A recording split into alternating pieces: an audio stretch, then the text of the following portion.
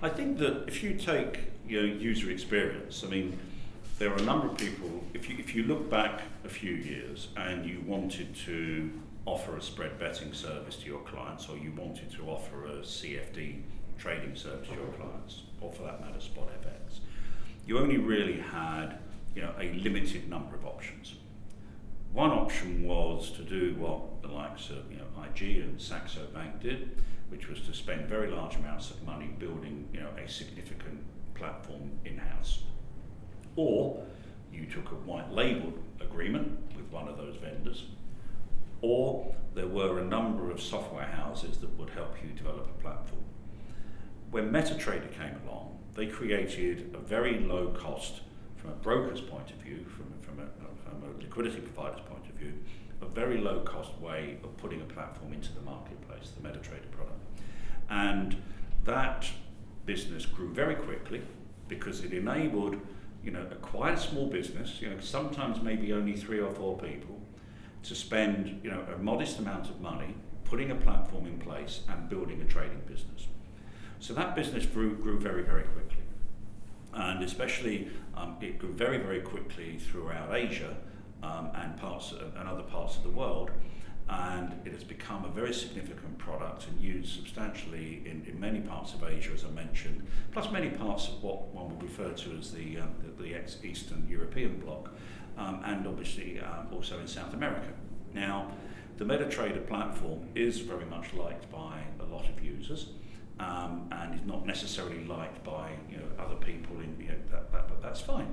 So from my point of view, it's not my job to say to someone who is trading on the MetaTrader or has heard of the MetaTrader and wants to use the MT4 product to say, hey look, that's not a very good platform, we've got a better platform, why don't you use ours? It's much better for me to say to those people, well, we've got our own platform, but we've also got the MetaTrader platform.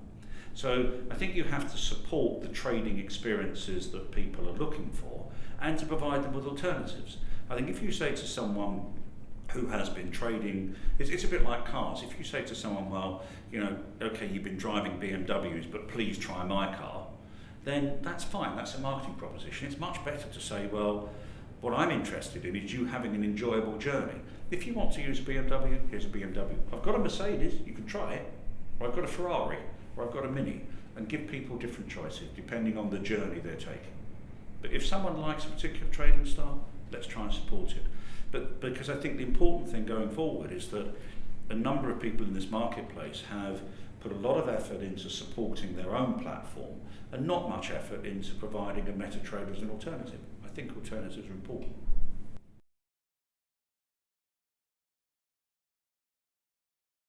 I think that one has to be realistic in that traders come in different shapes and sizes. I mean, you all meet people who've been trading their whole life and they're instinctive traders. And yes, they'll occasionally look at charts, but they trade from instinct. You'll have other traders who want to spend lots and lots of time analysing charts, analysing news feeds, analysing data feeds.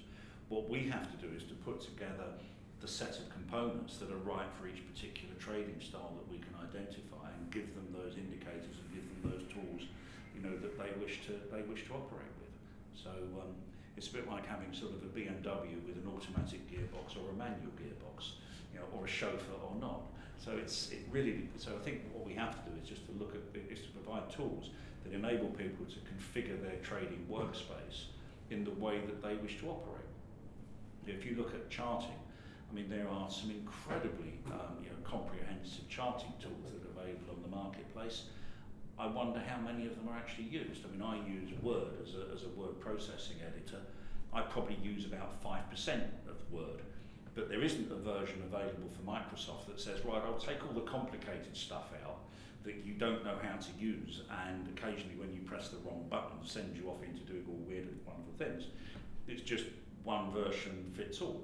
And I think what we need to look at going forward is how can we create simplistic charting tools for those people that are new to charting or just really want to see some very simple analysis and don't want drop downs of 25 different charting tools, and at the other end have sophisticated products where you can build trading patterns and trading styles and algorithms into the charts and create automated warnings and automated trading.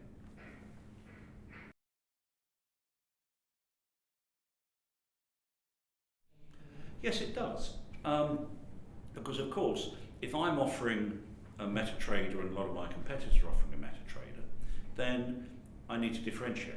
Now, I can differentiate by making sure that it's a very stable experience and there's a lot of investment in the MetaTrader infrastructure, and we've already done that.